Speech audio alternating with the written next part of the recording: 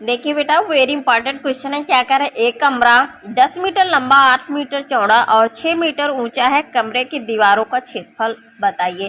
देखिए कमरा है, कमरा कैसा दिया गया है, दीवारों का क्षेत्रफल पूछा। तो यहाँ पे आपको क्या करना है, सीधे से यहाँ पे लिखना है आपको दीवारों का क्षेत्रफल। क्योंकि यहाँ पे क्या पूछा है, दीवारों का क्षेत्रफल, तो आपको लिखना है यहाँ पे दीवारों का क्षेत्रफल। क्या हो जाएगा, 2 लंबाई प्लस हो जाएगा चौड़ाई और हो जाएगा आपका ऊंचाई। ठीक है, बस इसी सूत्र पे हमें क्या करना है, इसको रख देना है। 2 दिया गया है, लंबाई आपको यहाँ पे दी ही गई है, कितना मीटर लंबा है 10, तो रखेंगे 10। चौड़ा कितना है 8, गुणे कर लेंगे यहाँ पे 6। ठीक है, अब इसको सरल कर लेते हैं। देखिए 10 8 18 हो जाएगा, 18 गुण हो जाएगा 36, 36 गुणे 6 करेंगे, 36 गुणे 6 करेंगे तो हो जाएगा 216, जो कि आपका ऑप्शन नंबर ए इसका करेक्ट आंसर हो जाएगा। ठीक है, अगला क्वेश्चन है कि एक वर्गाकार खेत का क्षेत्रफल बताइए जिसकी परिमिति 60 मीटर है। ये क्वेश्चन है। देखिए ये क्वेश्चन वो क्वेश्चन है जैसे कि आप यहाँ पे देख रहे हैं, जो कि इम्पॉर्टेंट क्वेश्चन है, किसी न किसी सत्र में क्वेश्चन पूछे गए हैं। देखिए जो बच्चे जो है कि 11 अप्रैल को पेपर देने जा रहे हैं, तो उनके लिए यहाँ पे जो है कि पूरा जो है कि प्रैक्टिस सेट की तैयारी की जा रही है। तो आप जो है कि अगर चैनल पे नए हैं तो चैनल को सब्सक्राइब करके बेल आइकन प्रेस कर लीजिए। यानी कि पेपर किस तरह का आता है, कैसे कैसे क्वेश्चन पूछे जाते हैं, यहाँ पे हम आपको रोजाना वेरी इंपॉर्टेंट क्वेश्चन आपको देखने को मिलेंगे। तो आइए हम बिना देरी किए हुए क्वेश्चन पे चलते हैं। क्या कह रहा है, एक वर्गाकार खेत का क्षेत्रफल बताए जिसकी परिमिति 60 मीटर है। यानी कि परिमिति का मतलब होता है परिमाप। क्वेश्चन से समझ लीजिए, ये वर्ग है, इसका जो चारों तरफ का एरिया होता है ये परिमित होता है, इसी को परिमाप कहते हैं। ये कितना है 60 है। तो सबसे पहले यहाँ पे पूछा क्या, वर्ग का क्षेत्रफल। देखिए क्षेत्रफल जब ही निकलेगा जब आपको वहाँ पे भुजा पता होगा। ठीक है, तो यहाँ पे हम क्या करेंगे, सबसे पहले लिखेंगे वर्ग का परिमाप। ठीक है, परिमाप क्या होता है, 4 गुणे होता है भुजा। क्या होता है, 4 गुणे भुजा। बस यहाँ पे इसको रख लेंगे। परिमाप इन्होंने दे दिया है, ठीक है, परिमाप इन्होंने कहा 60 है, यानी कि ये 60 है। ठीक है, यहाँ पे इसके गुणा में है तो इसके ये भाग में आ जाएगा 4, इधर आपके क्या मिल जाएगी, भुजा मिल जाएगी। ठीक है, अब क्या करते हैं, इसको सरल कर लेते हैं, 4 से काट लेते हैं, 4 1 के 4 और 4 पंचे हो जाएगा 20, यानी भुजा आपको मिल गई है 15। ठीक है, तो अब पूछा क्या है क्षेत्रफल, तो सीधे से यहाँ पे आपको पता होगा, यानी कि वर्ग का क्षेत्रफल। सूत्र अगर याद नहीं तो सूत्र जरूर याद कर ले।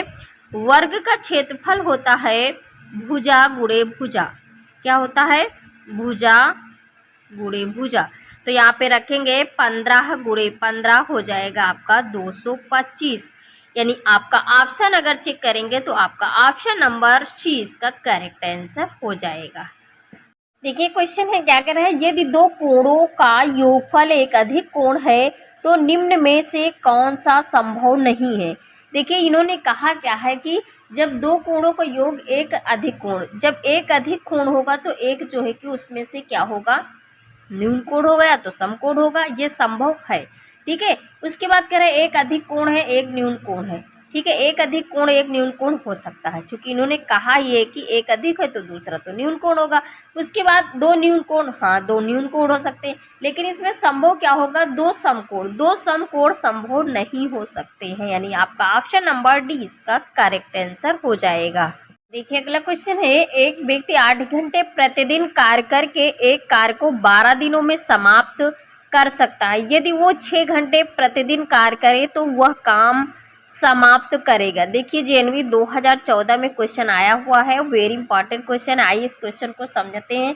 देखिए इसमें सीधे से आपको क्या करना है, यहाँ पे जो दिया गया है एक व्यक्ति 8 घंटे,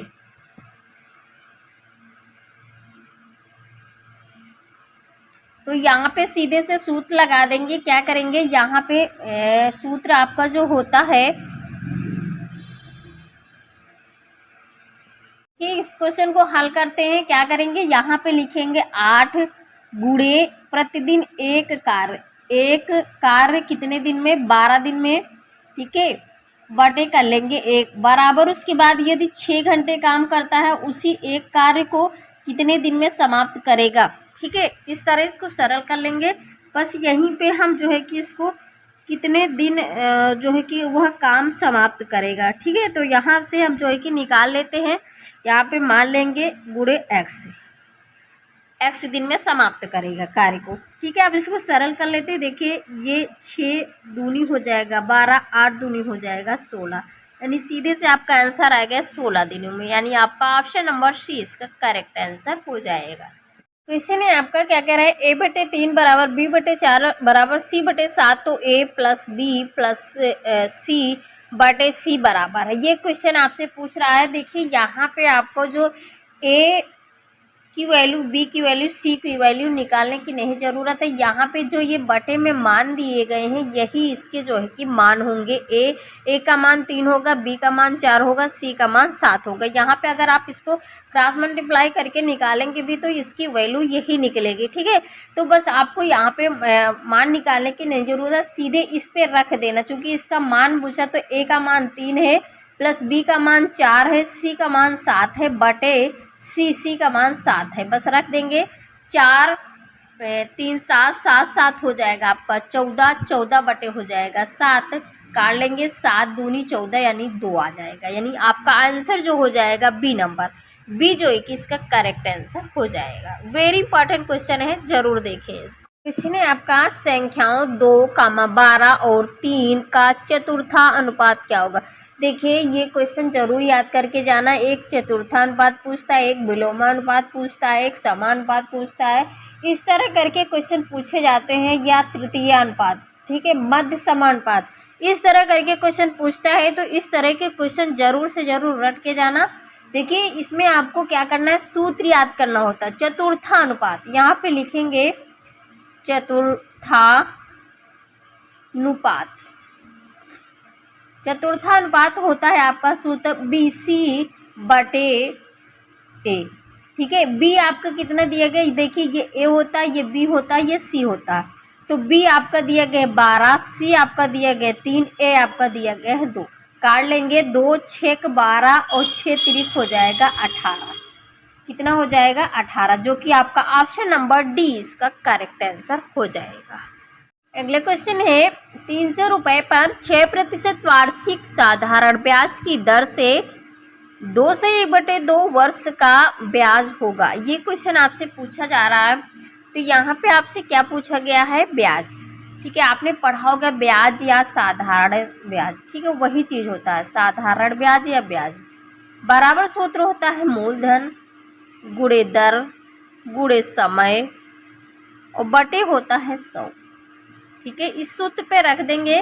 देखिए ये आपका मूलधन दिया गया 300 रुपये आपका मूलधन है।